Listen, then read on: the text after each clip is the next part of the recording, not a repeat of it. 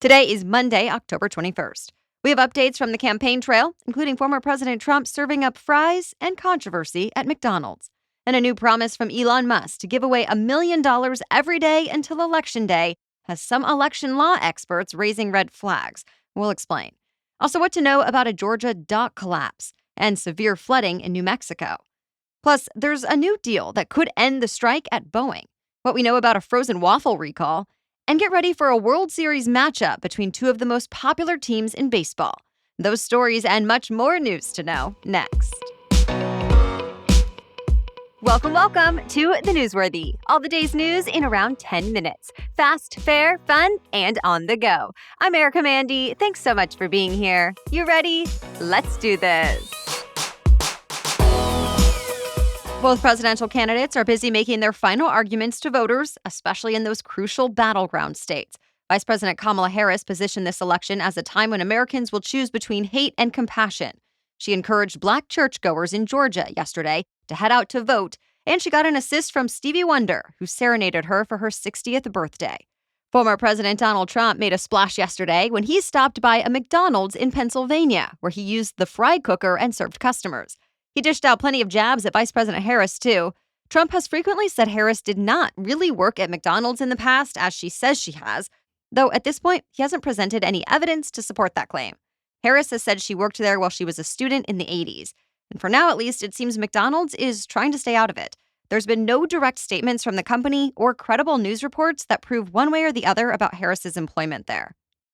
Meanwhile, both candidates are getting support from billionaires. But the richest one in the world, Elon Musk, is taking it even further. He's now promising to choose a registered voter who signed his petition every day until Election Day and give each selected person $1 million. While Musk is a big supporter of Trump publicly and financially, the petition itself, which was put together by his super PAC, does not mention Trump's name. It's to promise to support the First and Second Amendments, which are the freedom of speech and the right to bear arms. But in order to be eligible, petition signers must be registered voters. And that has some election law experts concerned about this giveaway. Federal law says it's illegal to pay anyone to register to vote or to actually vote, so that registration requirement could be a problem. Though Musk supporters say it's not directly about registering, it's about signing the petition. Tomorrow marks just 2 weeks away from Election Day. The U.S. is investigating the leak of top-secret documents about Israel's plans to attack Iran. Several news outlets, including Axios and CNN, have cited sources about this leak that led to highly classified information being posted on a Telegram account affiliated with Iran. While neither the Pentagon nor the Israeli military commented, U.S. officials did not deny these reports either. One official told Axios it's deeply concerning that this happened, but also said he doesn't think it would influence Israel's plans against Iran. Remember, Israel is planning retaliation against Iran after Iran fired nearly 200 ballistic missiles at the country at the start of the month. Reports say the investigation now is trying to figure out whether this was an intentional leak by a member of the U.S. intelligence community or obtained in some other way, like a hack. So, to be continued. Georgia authorities are investigating what caused part of a ferry dock to collapse over the weekend. The collapse forced at least 20 people into the water Saturday afternoon on Georgia's Sapelo Island. The island does not have a road connecting it to the mainland. At least 7 people died in this collapse, and a few are said to be still in critical condition. Authorities are calling it a catastrophic failure of the aluminum dock gangway. It had been installed in 2021 to connect an outer dock where people board the ferry to another dock on shore. There was apparently no collision, so authorities believe it was some sort of structural failure. Georgia officials had several agencies on site with helicopters and boats for search and rescue efforts. It happened during what was supposed to be a day of celebration of a community of slave descendants, with hundreds of people traveling to the island for the cultural festival over the weekend. Instead, it turned into tragedy. The investigation continues. Flooding in southeastern New Mexico triggered hundreds of rescues, and some are still underway at last check. Historic rainfall Saturday night and Sunday in Roswell overwhelmed waterways and caused flash flooding. At least 2 people have died. Roads leading into the city are now closed. Hurricane Oscar made landfall in eastern Cuba last night after striking the southeastern Bahamas. It's since been downgraded, but the storm brought winds and heavy rain, and it's especially notable since it'll impact efforts to restore power in that country.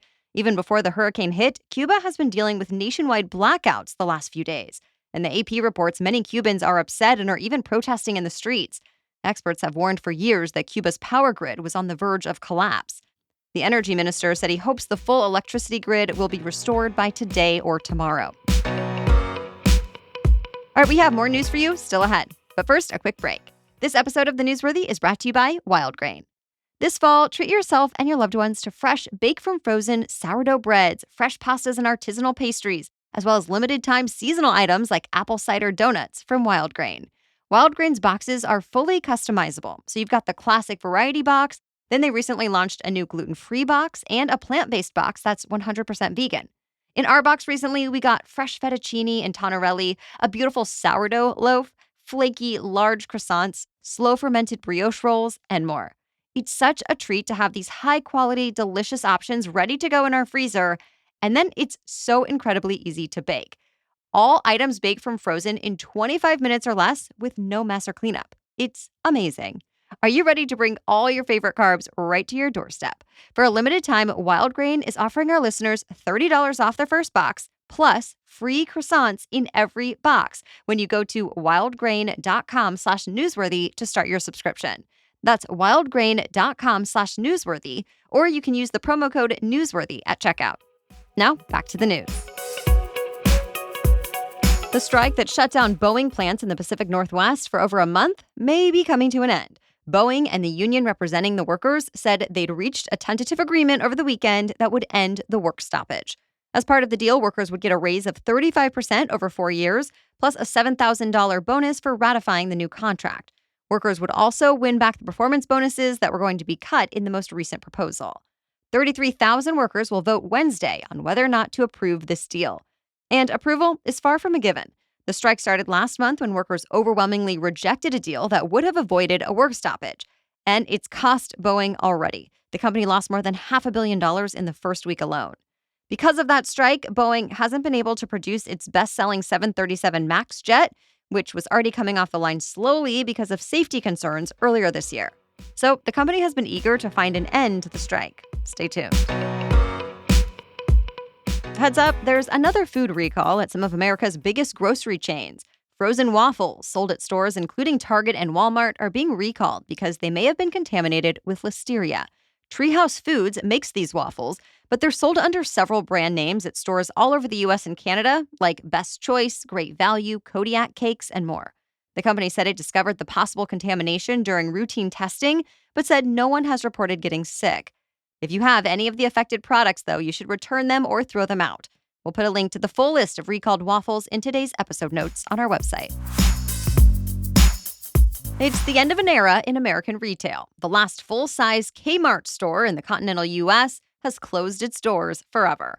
A Bridgehampton, New York location shut down over the weekend, meaning all that's left of the once famous brand is a smaller shop in Miami and locations in the U.S. Virgin Islands and Guam.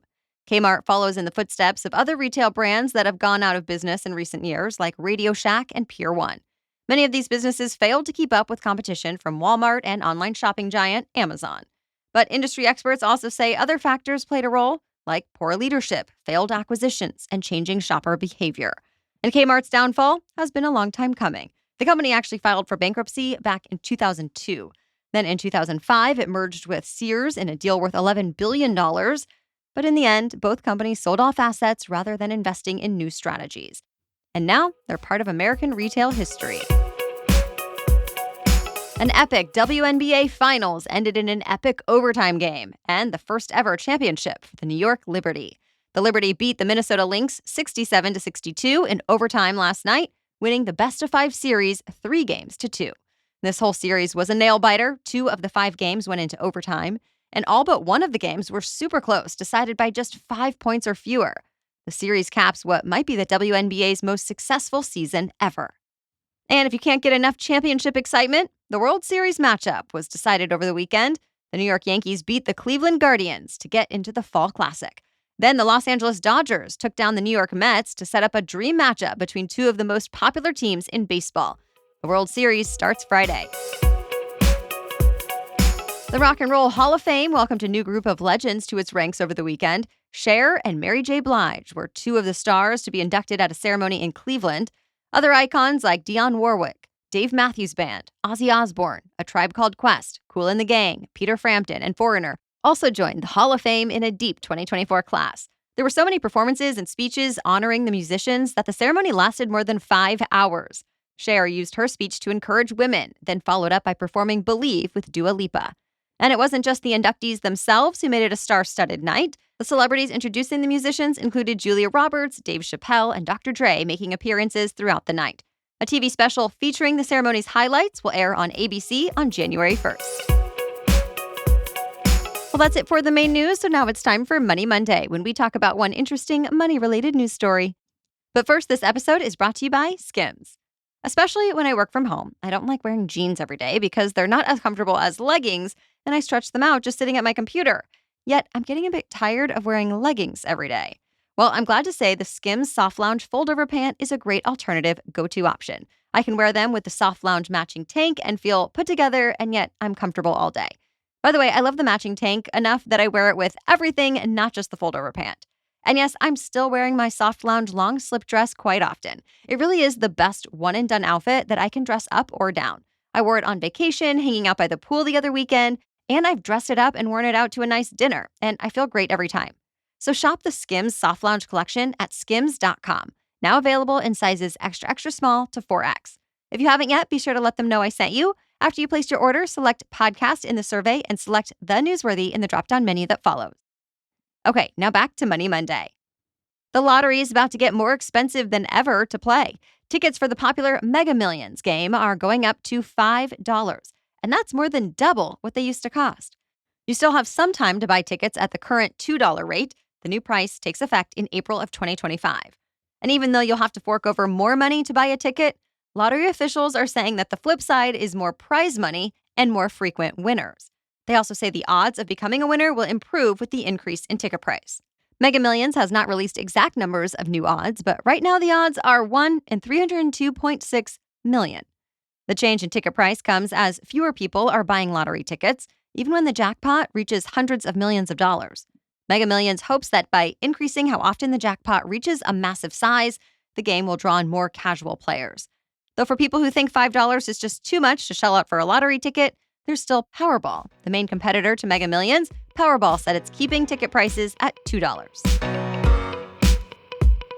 All right, thank you so much for joining us today. We will be back with more news to know tomorrow. For now, have a great day.